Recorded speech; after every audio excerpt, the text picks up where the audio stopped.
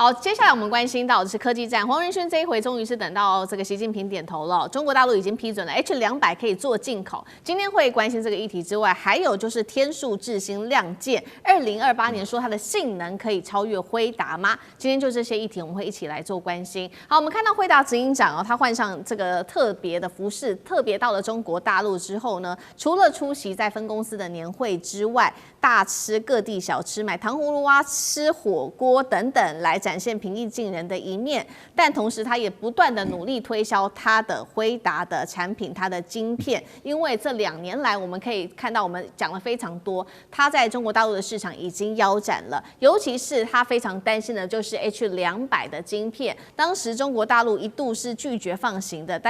而且當時還說非必要的話是絕對不可以進口的。但最新消息是呢，是終於可以採購了。28號，中國大陸終於首度的允許說，可以了，批准首批的 H200晶片可以進口到中國大陸了。那現在是說呢，中國科技3大巨頭都已經寄出了申請要買 H200，分別是字節跳動、阿里巴巴跟騰訊等等。那最新消息也指出呢，目前中國大陸的科技大廠合計下單的數量是超過200萬顆 H200的晶片的，遠遠超過目前輝達它的庫存量。問題是中國大陸為什麼要突然間開放 H200？那是黃仁勳成功說服了，還是中國大陸有自己其他的考量？委員怎麼看？當然是中國大陸自己的考量啊！我一開始就是說那些說中國大陸不買 H200的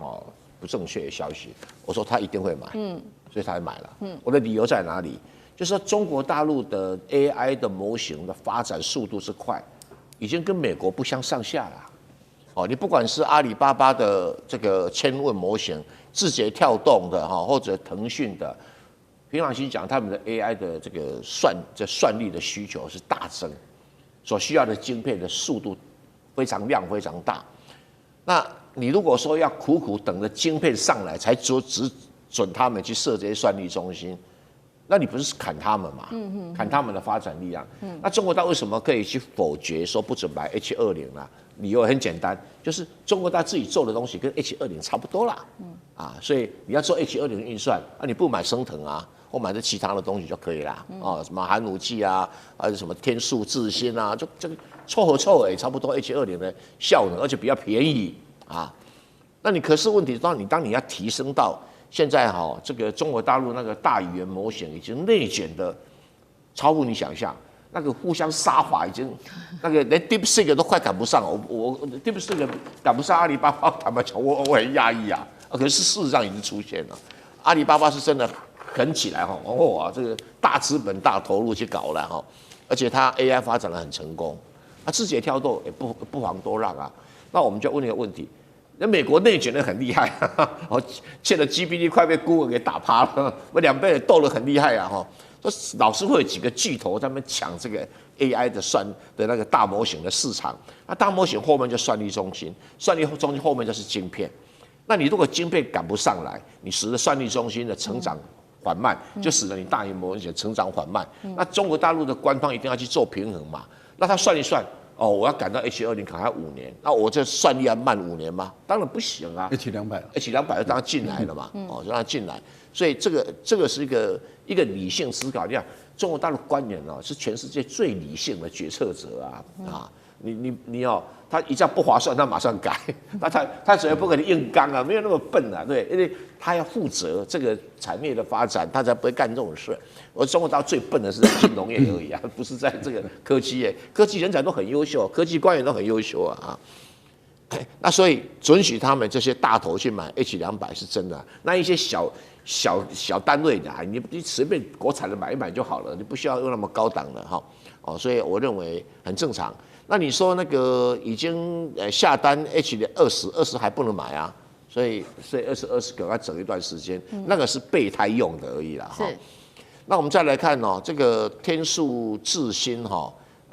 我要很客觀的講，中國大陸做 GPU 的技術還遠遠落後於輝達，還在努力，他們現在只能扮演一種補充的、輔助的，就是說，哎呀，輝達的晶片缺貨，我用中國大陸晶片來擋個幾年，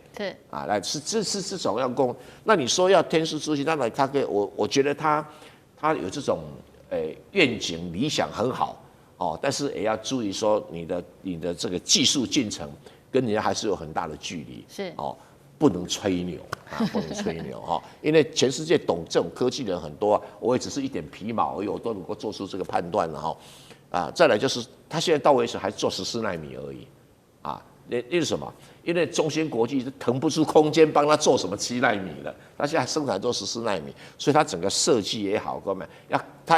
他的策略是說，我不做手機的 GPU， 我不做遊戲機 GPU， 我專做 AI 的 GPU， 啊，這個方向是對的。可是問題就是說，你的技術檔次還沒到那個地方，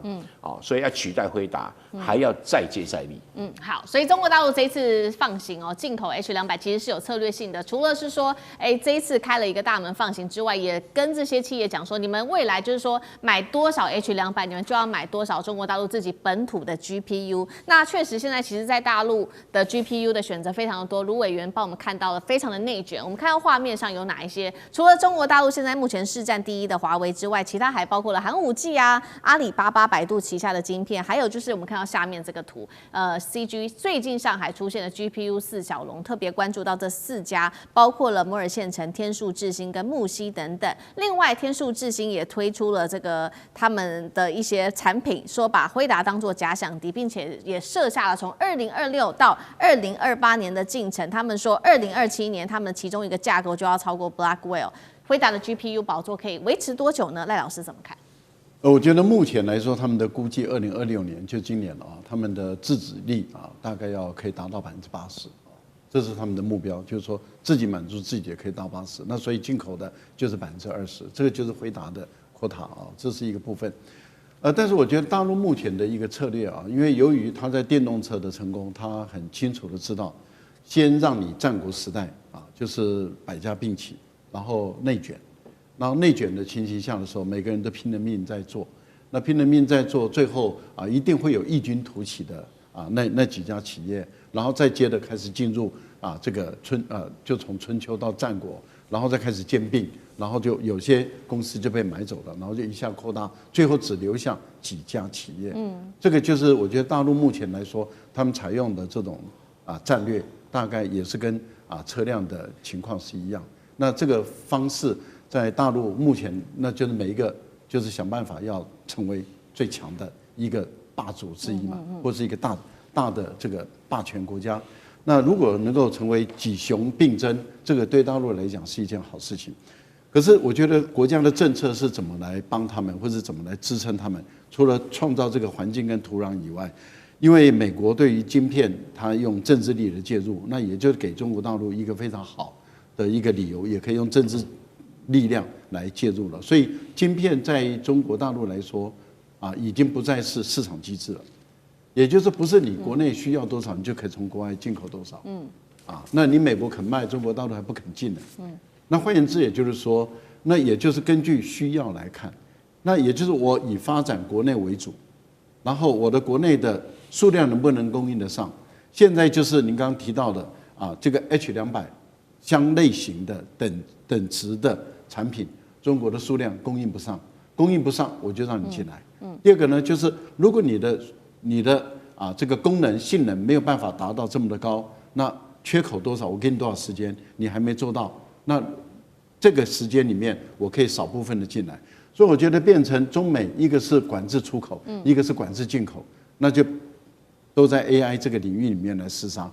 我個人的推斷大陸把 AI 視為是國家未來生存發展的重要的產業之一，所以它不可能在這個部分讓美國贏中國，所以中國一定會用國家政治的力量，然後至少跟美國並駕齊驅，如果最好就把美國打敗。好，這個是在科技上面、晶片上面的發展，但是美國議員還有一個擔心的事情，就是說輝達晶片會不會賣給 DeepSeek， 用在未來給解放軍使用？那厲將軍怎麼看？因為中國來講哈，那時候 DeepSeek 它用這個低成本但是高效率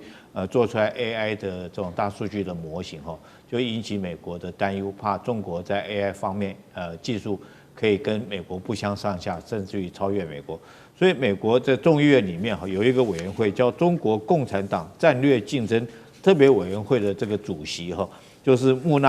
莫內納爾這個人哈，他特別提出這方面的顧慮，認為說是如果說是這個輝達將這個晶片賣給 DeepSeek， 會不會 DeepSeek 協助中國軍方來發展 AI 技術？可是這方面來講，輝達特別做出以上的聲音哦。輝達講的我覺得很有道理，他特別怎麼講呢？說是中國自己已經擁有足夠的這種本土化的晶片哈。這個本土化晶片當然现在更多了，我们剛剛看到的摩爾線程等等，所以它不需要用到美國的晶片，甚至中國自己還有備用晶片。他覺得這種說法是很荒謬的。那因為如果說是美國軍方會使用中國技術，大家認為可不可能？我們也認為說是不可能。